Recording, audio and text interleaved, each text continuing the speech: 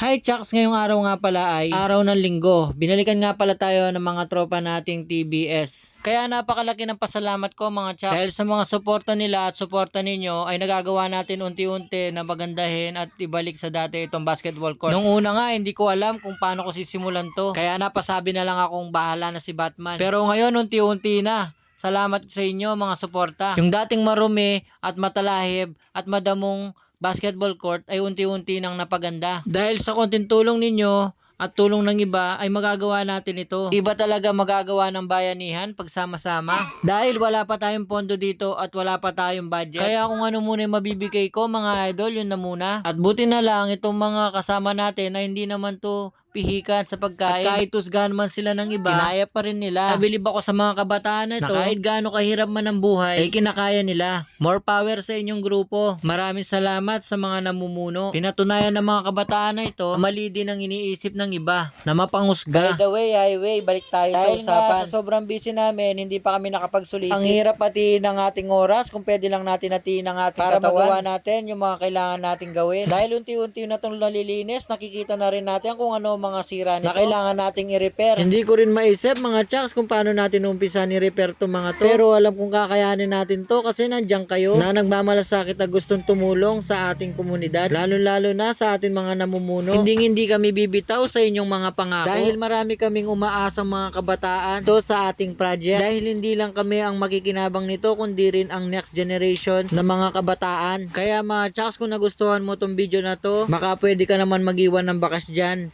Pwede mo tong i-like, share, at follow na rin. Maraming salamat mga ka-Chucks. Mas mapapabilis at mapapaayos na maganda pag nagtulong-tulong tayo mga Chucks.